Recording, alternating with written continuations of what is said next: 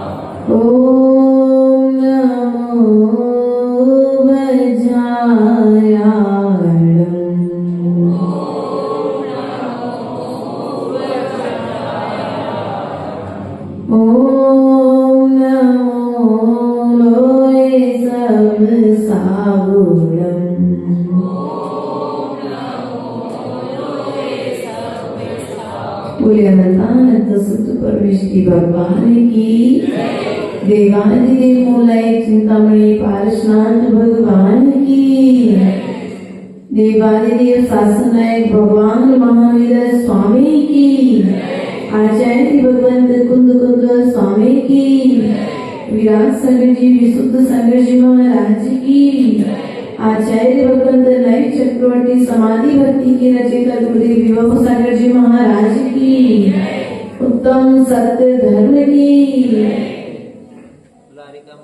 श्री माता की जय।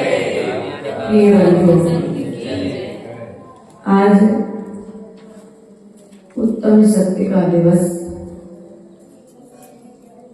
हम सभी के लिए सत्य को स्वीकार करने की प्रेरणा देता है।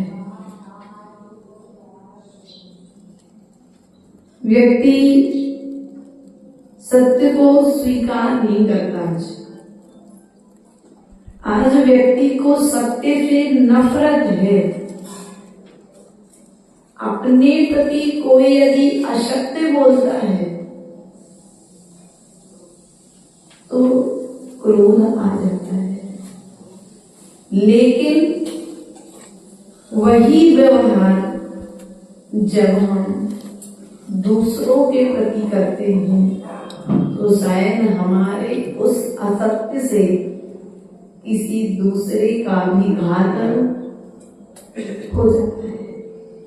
इसलिए प्रिय बंधुओं, आचार्य भगवंत उमा स्वामी महाराज ने ग्रंथराज तत्वार्थ सूत्र जी के 7वें अध्याय के 5वें सूत्र में सत्य महाव्रत की भावनाओं को बताते हुए कहा है कि यह जो जीव है असत्य क्यों बोलता है।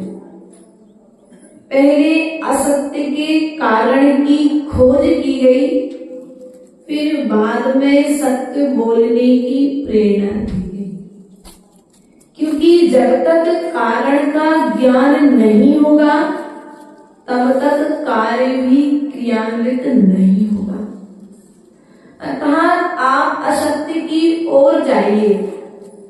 आज घर में बच्चा झूठ बोल रहा है, आज घर में पति झूठ बोल रहा है, आज पत्नी झूठ बोल रही है, माँ झूठ बोल रही है, कहीं बेटा झूठ बोल रहा है। इस झूठ बोलने का कारण क्या है? हमने ये तो कह दिया मुझे झूठ से सख्त नफरत है। भैया, कहीं उस नफरत के कार्य में कारण आप स्वयं तो नहीं है। आपने अपनी पत्नी को इतना डरा करके तो नहीं रखा कि वो गलती करने के बाद में भी आपसे सत्य ना बोल पाए। आपने अपने बच्चों को इतना डरा करके तो नहीं रखा कि बच्चे कभी अपने जीवन के सत्य को आप तक प्रस्तुत ना कर पाए। इसका ध्यान रखना।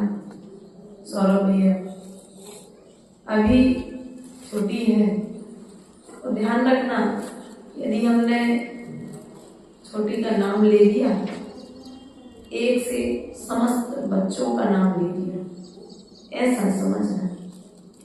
आज जो माता पिता आप अपने बच्चों को जो समय दे रहे हो, वो समय कभी बच्चे को भविष्य में गलत कार्य नहीं करने देगा। दिन के 24 घंटे में से जिस संतान को तुमने जन्म दिया है, उस संतान के लिए तुमने अपनी व्यस्त जिंदगी में से 1 घंटे का समय तुमने निकाल लिया गुरु के लिए। जो 1 घंटे का समय निकाला है ना, वो 1 घंटा उसके पूरे एक जन्म को संभाल देगा, क्योंकि उसके भीतर में विश्वास रहेगा। क्योंकि जहां पर विश्वास होता है वहां पर असत्य का वास नहीं होता है। सुलभ ध्यान रखना, ये सूत्र अपने जीवन में हमेशा के लिए ध्यान रखना। जहां पर विश्वास है वहां पर सदा सत्य रहेगा, वहां पर कभी असत्य निवास नहीं कर सकता है। और जहां पर विश्वास नहीं है वहां पर कदम कदम पर असत्य आकर के बचने का प्रयास, बचाने का प्रयास। आज छोटे छोटे कामों में झूठ बोलना पड़ रहा है, जिन कार्यों को करने के बाद कोई अपराध भी मिलने वाला नहीं है, लेकिन मेरा अपराध कहीं दूसरे के सामने में ना आ जाए, इसलिए उस अपराध से बचने के लिए हम झूठ। आचार्य गोपाल ने कहा है, क्रोध लोभ भीरत हास्य प्रत्याख्यान नान्यु बीजी भाषणम च पंच। जीव क्या करता है क्रोध के उदय में? मेरा दीपेश बहुत तेज क्रोध आ रहा था, इतना क्रोध आया कि आपने ऐसा विचार कर लिया कि ऐसा जीवन जीने से अच्छा है तो मरण हो जाए। क्या क्रोध में आकर के क्या कहा? ऐसा जीवन जीने की अपेक्षा है मरण। अब जब शांति से बैठोगे ना, उस समय अपनी आत्मा पर हृदय पर हाथ रख करके सोचना, क्या मैंने सत्य कहा था? क्या मैं वास्तविकता में इस जीवन से तंग आ चुका हूँ कि मात्र वो थोड़े समय की क्षणिक कसाई थी? तो आत्मा जो तुम्हारे शुभ विचार जो विशुद्धि आकर के कहेगी, नहीं भाई वो थोड़ी देर की कसाई थी, लेकिन वास्तविकता में मैं अपने जीवन से खुश हूँ, मैं अपने लोगों से खुश हूँ। हम तंग आ चुके हैं, अब हम तुम्हारे साथ रहना वास्तविकता में छोड़ना चाहते हो। लेकिन क्रोध में आकर के व्यक्ति जब भी वचनों को बोलेगा तब वह व्यक्ति असत्य बोलता है। राग में आकर के व्यक्ति असत्य बोलता है, द्वेष में आकर के व्यक्ति असत्य बोलता है, और असत्य के कारण ही वह संसार में परिभ्रमण करता रहता है। क्योंकि ये जो 5 पाप है, वे 5 पाप संसार में ढालने वाले हैं, पंचम गति में ले जाने में बाधक है। ये 5 पाप जो है, इसलिए प्रयास करो राग में भी झूठ मत बोलो और द्वेष में भी जिज्ञासा। राग में भी झूठी प्रशंसा। क्या करते हैं आप लोग? राग है ना, दीपेश से सुपारस हुई है बढ़िया, झूठ पे झूठ। अब इसका फल दीपेश को मिलने वाला नहीं है भारत भैया, बात समझ में आ रही ना? हमने झूठ बोल दिया, हमारी बहू ऐसी, हमारा बेटा ऐसा, हमारी बेटी ऐसी। भैया अगर अच्छी है तो कहने की जरूरत क्या है? क्या वो तो समय आने पर सत्य सामने में। लेकिन हम क्या करते हैं, सामने वाले से यदि द्वेष है तो उसकी निंदा करने में पीछे असत्य बोल देते हैं। अगर सत्य बोलना सीखना है तो तीर्थंकर भगवान ने समुद्र में बैठ करके सत्य बोलना सिखाया है। लेकिन फिर भी हम सत्य बोलना सीख पाएंगे। वे जब भी बोले जब अंजन चोर के भी सामने बोलने की बारी आई तो उन्होंने सत्य बोला। जब शेर के विषय में बोलने की बारी आई तो उन्होंने सत्य बोला। जब वेश्या के विषय में बोलने की बारी आई तो उन्होंने सत्य बोला, असत्य नहीं बोला। लेकिन हम श्रावक जब भी बोलते हैं तो या तो राग के उदय में बोलते हैं या द्वेष के उदय में बोलते हैं, इसलिए कभी भी सत्य। एक से राग एक से द्वेष, और जब राग द्वेष के परिप्रेक्ष्य में आकर के व्यक्ति वचन बोल रहा है तो निश्चित ही वह वचन असत्य है। माता जी से राग हो गया तो माता जी की लगे तारीफ पे तारीफ करने, और माता जी से द्वेष हो गया तो माता जी के बराबर कोई हमारा शत्रु। द्वेष के समय में व्यक्ति भगवान ने तमोगुण में सत्य कैसे बोला, मन में प्रश्न आया होगा। भगवान ने तमोगुण में जब बोला तो वे कह के चले गए, संसार में रहने वाला प्रत्येक भव्य प्राणी भविष्य का भगवान है। जितने भी जीव भव्य हैं वे भविष्य के भगवान हैं। आज भले ही उन्हें निमित्त नहीं मिल रहा है, लेकिन जैसे ही सूर्य के उदित होते ही कमल खिल जाते हैं, उसी तरह से इनका जब उपादान जागृत होगा और इन्हें बहिरंग निमित्त मिलेगा तो उपादान जागृत होकर के इन्हें मोक्ष मार्ग अग्रसर। अभी उपादान मजबूत नहीं है, निमित्त मिलने पर भी उपादान शक्ति जागृत। समोसण में जब भगवान ने बोला तो तुम्हारे अनंत गुणों की चर्चा की है, लेकिन तुम तो गुणों की कम, दूसरों के अवगुणों की चर्चा। पद्म पुराण में भी ऐसा रवि शरणाचार्य भगवंत ने कहा है कि यह मुख मल का द्वार है। क्या है? तुमने घर में गए थे, कप बहुत ज्यादा हो रहा था, आप नर्दे के पास गए और थूक करके, नाली कहाँ है, नर्दा कहाँ है, मल का द्वार कहाँ है? क्यों कहा मल का द्वार? जिस मुख से किसी व्रती की, किसी महाव्रती की, किसी सम्यक दृष्टि श्रावक की निंदा निकल रही है, ऐसा मुख मल का द्वार है। जैसे उस नर्दे से गंदगी बहती है, उसी प्रकार से इस जीव के मुख से दूसरे के प्रति अपशब्द निकलते। इसलिए कहीं मैंने अपने इस मुख को मल का द्वार तो नहीं बना दिया। इसलिए प्रिय बंधुओं, यदि तुम क्रोध में आकर के बोल रहे हो तो तुम्हारे भी वचन भी सत्य नहीं है। लोभ में आकर के, क्या लोभ में आकर के प्रशंसा करते हो आप लोग? करते कि नहीं करते? भैया अच्छा फायदा होने वाला है, सामने वाले से बढ़िया डील होने वाली थी तो तुमने बढ़िया, अरे अब कोई दूसरा गरीब का बच्चा यदि कोई गलत काम करता तो क्या होता, उसकी निंदा। लेकिन तुम्हारे ऑफिस का मालिक और भैया कहेंगे माता जी फिर आप नौकरी पे आ गए। देखो आप व्यापारी ले लो, चलो कोई बड़ा व्यापारी तुमसे व्यापार करता है, तुम्हारी दुकान में उसी के यहाँ से माल आता है और वो व्यापारी निंदा शराब पीता है, लेकिन फिर भी आप उसकी निंदा करते हो क्या?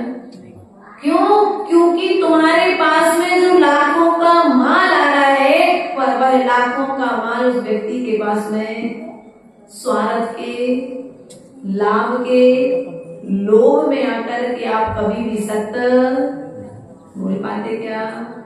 क्यों? तुम्हें वहां पर व्यवहार में ज्ञान है कि यदि मैं ऐसे शराबी कह दूंगा तो कल से मुझे माल उधार मिलना, वहां पर सत्य नहीं बोल पाते हो। गलत होने, सही होने पर भी गलत को स्वीकार कर लेते हो और झुक करके आ जाते हो। प्रिय बंधु, इसलिए लोभ के वशीभूत होकर के यदि मैंने सत्य बोल दिया तो मेरी नौकरी, पिता से भी आजकल माता पिता से बच्चे झूठ बोल रहे हैं, साधुओं से झूठ बोल रहे हैं। चलो ठीक है, घर तक तो स्थिति ठीक थी, लेकिन आज तो महावृत्तियों के पास में आकर के भी मनीष भैया की और श्रेय भैया का झगड़ा हो गया है। वो तो रहता ही हमेशा परमानेंट है ना। अब दोनों का जब झगड़ा हो गया तो श्रेय को मौका मिल गया। अब श्रेय आया, उसने देखा माता जी मुझे आपसे कुछ बात करनी है। क्या बात करनी भैया? अब क्या था, मनीष को ज्यादा स्थान मिल रहा था, श्रेय को पच नहीं रहा था।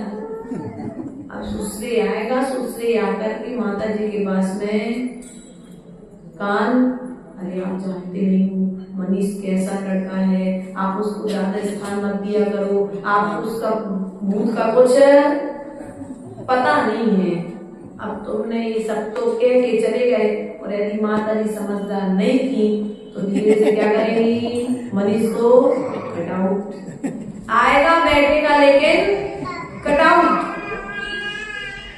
अब बताओ, अब तो तुम्हें आनंद आ गया, क्योंकि अब तुम माता जी से के लिए अपने भीतर की बात बताने लगे हो। सो माता जी अब सबको छोड़ करके जैसे श्रेय आएगा, श्रेय को स्थान मिला, बोलो तो हम अपना सम्मान बढ़ाने के लिए दूसरे का अपमान करने में कमी छोड़ते हैं क्या? नहीं करते हैं।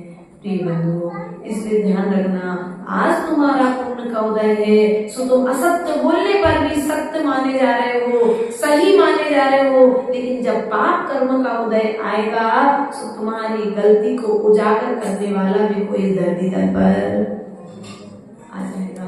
इसलिए तुम्हारा असत्य उजागर हो उसके पहले तुम असत्य बोलना छोड़ दो।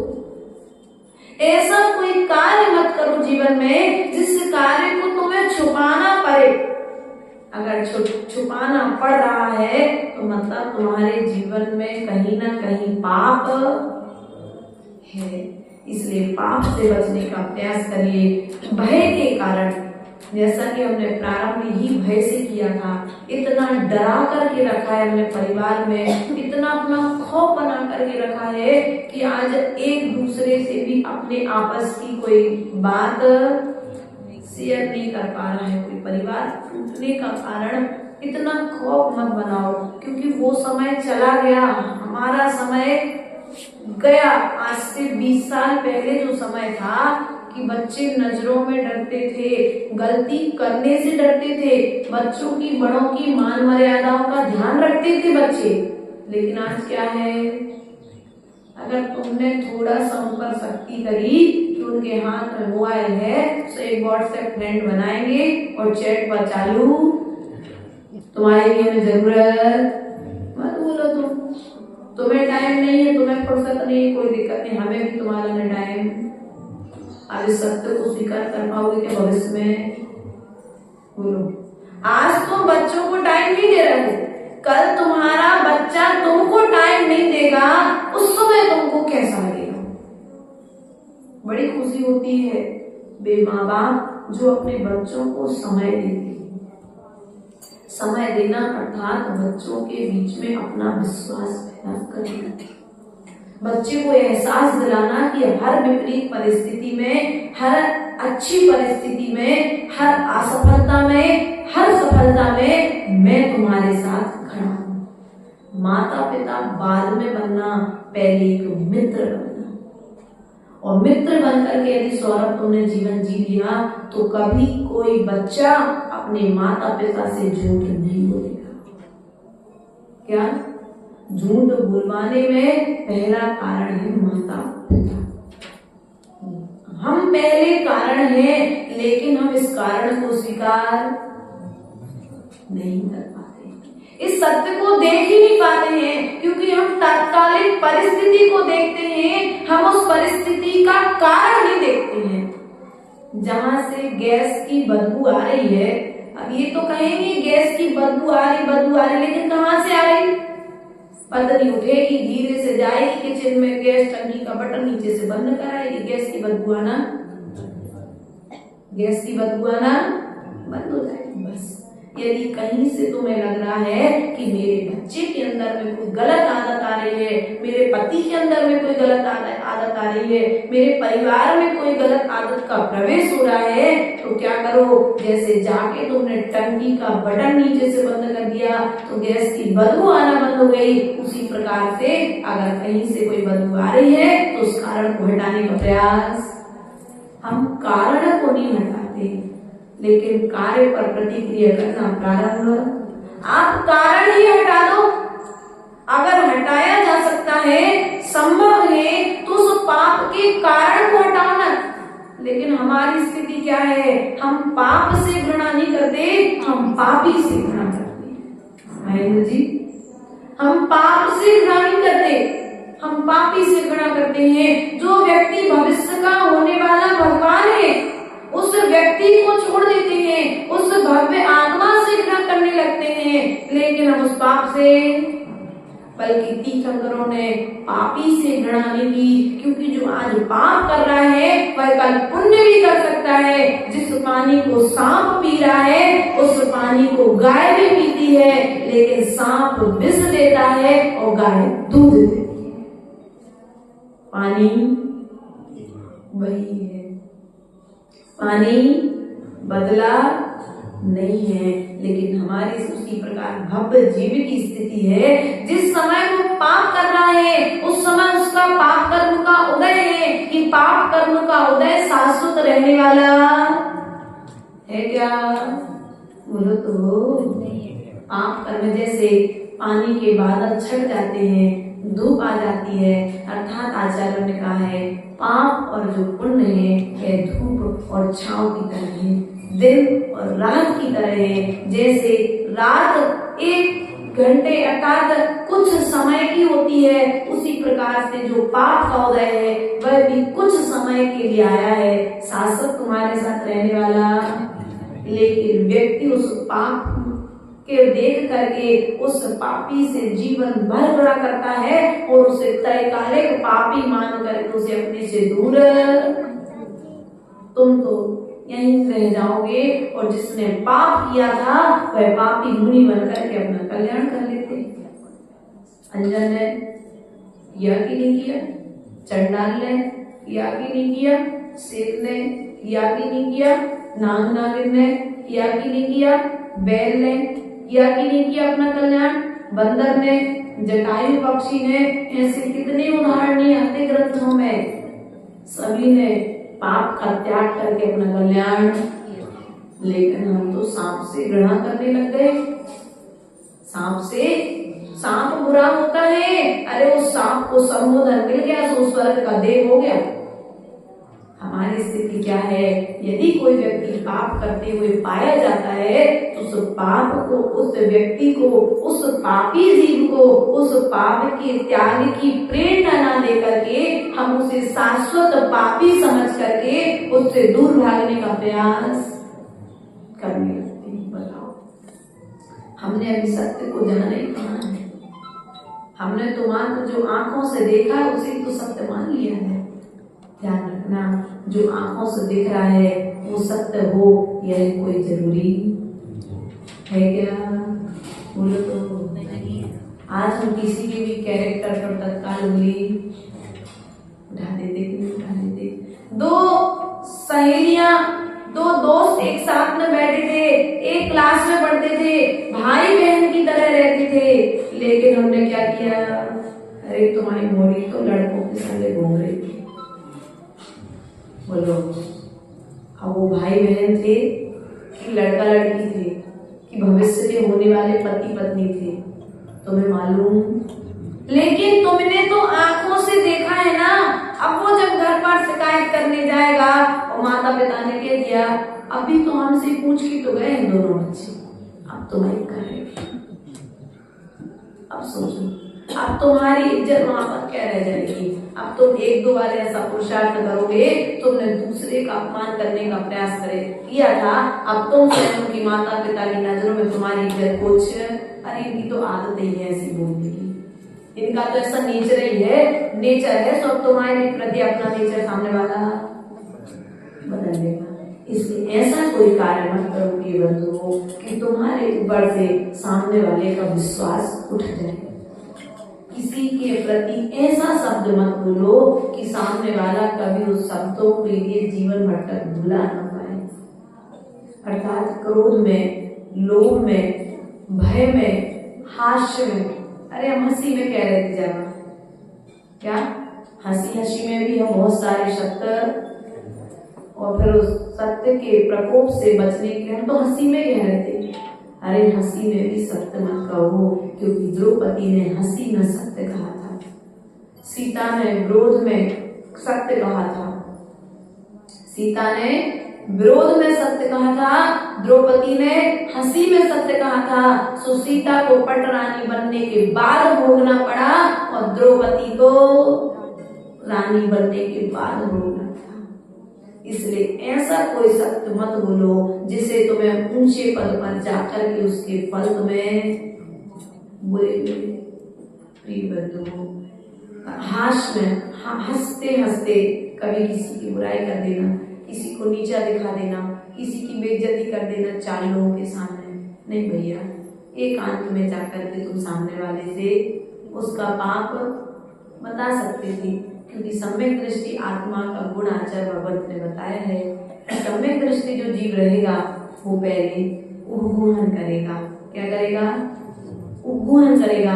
यदि कभी किसी का कोई दोष दिखाई दे रहा है तो पहले उसे छुपाएगा, छुपाने के पश्चात में उस व्यक्ति को प्रेम से बुला करके उसका स्थितिकरण करने का प्रयास करेगा, और लगेगा ये दोष है, दोष दिख रहा है, सुधार की संभावना नहीं है, तो मौन हो जाएगा। सबसे अच्छा उपाय क्या है? बोलो तो। यदि तुम्हें सुधार की संभावना दिख रही है तो सामने वाले के पास जाकर के सामने वाले का सत्य कहना। गए उपास से आज 5 बार ध्यान रखना प्रिय बंधुओं, ऐसा कोई शब्द मत कहना जिसके कहने के बाद में ही सामने वाला तुम्हें असत्य साबित कर दे। क्या? अपने वर्चस्व का पहले ध्यान रखना, कहीं तुम सामने वाले को सुधारने के चक्कर में तुम अपने सत्य पर, अपने ऊपर में तुम उंगली नहीं उठवा लोगे। ऐसा भी सत्य बोलने, थोड़ा सा धैर्य रखना सत्य को सामने लाने के लिए, क्योंकि जहां पर धैर्य होगा वहां पर सत्य अपने आप एक दिन सामने में। लेकिन हम सत्य को सामने लाने में यदि किसी से हमारी बुराई है और किसी का एक कोई पाप हमको मालूम पड़ गया, धोखे से मालूम पड़ गया, तो हम उसे उजागर करने में पीछे, उसे 4 लोगों के सामने नीचे दिखाने में, अरे तुम हमें बता रहे, हम तुम्हें इसे सजाना तो तुम कैसी है बुंदेलखंड के लोग, तुम हमें बता रहे धर्म कर्म, हम तुम्हें बहुत गंदा को सबको ऐसे बोलते। माता पिता को हम सबको बचपन से जानते हैं, तुम परिवार कैसे हो भैया, वे जैसे थे लेकिन वर्तमान में तो अब वर्तमान पीढ़ी अच्छी है तो उसे अच्छा स्वीकार, लेकिन व्यक्ति उसे अच्छा स्वीकार। उस पुरानी बातों को, पुरानी मैटरों को लेकर के व्यक्ति हमेशा क्या घसीटता रहता है, और घसीट करके अपने जीवन को पूरा बर्बाद, अपने व्यवहार को पूरा बर्बाद। इसलिए यदि तुम्हें सत्य बोलना सीखना है तो आचार्य भगवान कहते हैं सत्य के पूर्व में विवेक जागृत करो, क्योंकि विवेकी पुरुष सत्य तो बोलेगा लेकिन सत्य के साथ में अपना विवेक भी जागृत रखेगा, और जहाँ पर विवेक पूर्वक सत्य बोला जाएगा वह सत्य कभी विरोध का कारण नहीं बनेगा। आचार्य भगवान ने कहा कठिन वचन मत बोल, पर निंदा अरु झूठ न, ऐसे कठोर वचन मत बोलो, अरे जाओ मर जाओ तुम। कभी कभी पति पत्नी की लड़ाई हुई, दोनों ने एक दूसरे, अरे तुम मर जाओ, जाओ मुझे तुम्हारी कोई जरूरत, और यदि सच में पत्नी मर गई तो फिर खाओगे, और उसने एक लेटर लिख दिया साथ में मरने के पहले, फिर तुम्हारी स्थिति क्या हुई है? कारण बता दिया उसने, और वो कारण जब पुलिस आएगी छानबीन करेगी फिर तुम्हारी स्थिति क्या होगी। इसलिए भैया तुम चाहते हो कि तुम्हारी पत्नी मर जाए, तो समय आने पर मरना है, सबको मरना है एक दिन। कोई भी अजन्मा अमर होकर के नहीं आया है। सब जीव एक न एक दिन मरण को प्राप्त होंगे। अपने आयु कर्म जैसे पूरा होगा सब मर जाएंगे। तो तुम कह करके अपने मुख को गंदा क्यों करते हो? क्या अपने मुख को अपशब्द कह करके गंदा क्यों करते हो? गाली देकर के गंदा क्यों करते हो? पर निंदा करके मुख को गंदा क्यों करते हो? यदि कोई ने निंदाजनक कार्य किया है तो एक दिन समय पर सामने में आ जाएगा। किसी का पाप कभी छुपता नहीं है, उस समय आने पर सामने। लेकिन हमें आकुलता, व्याकुलता, सामने वालों को नीचा दिखाने की इतनी अधिक व्याकुलता होती है कि हम उस पाप को सामने आने के लिए समय नहीं देते हो। समय नहीं देते हो तो ध्यान रखना, तुम्हारे लिए भी समय मिलने वाला नहीं है। आज तुम दूसरे का अपमान कर रहे हो, कल तुम्हारा भी अपमान करने वाला कोई दूसरा। सांच जवाहर खोल सतवादी, जग में सुखी। जब भी मुख से बोलो सत्य बोलो। यदि कोई कमजोर बच्चा है तो उससे मत कहो अरे तुम कैसे, तुम्हें तो कुछ आ ही नहीं सकता। नहीं भैया, हमको कुछ नहीं आता था। हाँ, हमको कुछ नहीं आता था। आज आपके सामने इतना बोल रहे कि सत्य धर्म का दिन है। हमको कुछ भी नहीं आता था, लेकिन इतना जरूर आता था कि शिवभूति मुनिराज ने गुरु के प्रति विश्वास किया था। तो गुरु के प्रति विश्वास करने से उन्हें 12 वर्ष बाद नमोकार मंत्र, जिनको 12 वर्ष तक नमोकार मंत्र याद नहीं हुआ, ऐसे शिवभूति मुनिराज ने भी गुरु पर विश्वास किया था। सुबह केवल ज्ञान को प्राप्त करके मोक्ष चले गए। और हमको आज कुछ नहीं आ रहा है, लेकिन इतना तो आ रहा है कि गुरु जो कह रहे हैं मुझे वो करना है। मात्र इतने विश्वास के बल पर मोक्ष मार्ग पर कदम बढ़ाया था। और जब कदम बढ़ाया तो कर्मों की निर्जरा हुई, ज्ञानावणी कर्म को भी क्षय होना पड़ा। और आज कुछ क्षयोग संज्ञान में वृद्धि हो गई। मात्र किसके बल पर? बोलो तो, गुरु के विश्वास के बल पर। यदि किसी के बच्चे को कुछ नहीं आ रहा है तो उसे दीनता मत लाओ उसके मन में। क्या हम उसे इतना नकारात्मक शब्दों से भर देते हैं कि आकाश में उड़ना भी चाहे तो उसकी उड़ान, अरे उत्साहवर्धन तुमने दिया ही नहीं। जब बच्चा रेस में दौड़ता है तो माँ कहती बेटा तुम दौड़ सकते हो, हार रहा है, माँ को दिख रहा है कि बच्चा हारने वाला है, दूसरा बच्चा आगे हो चुका है, लेकिन फिर भी क्या कहते हो बेटा नहीं अभी तुम जीत सकते। अंतिम समय तक, अंतिम घड़ी तक आप उसे प्रेरणा उत्साह बढ़ते हो। तो फिर यही बात अपने जीवन में क्यों नहीं अपनाते हो? क्यों तुम हताश और निराश होकर के बैठ जाते हो? पुण्य करने की जब बात आती है, धर्म करने की जब बात आती है, पुण्य आत्मा जीव की जब बात आती है, तो फिर हताश और निराश होकर के क्यों बैठ जाते हो? मैं कुछ नहीं कर सकता। नहीं भैया, तुम सब कुछ कर सकते हो। जो पार्श्वनाथ भगवान कर सकते थे वह तुम भी कर सकते हो। जितनी शक्ति उनके अंदर में थी उतनी शक्ति तुम्हारे अंदर में भी है।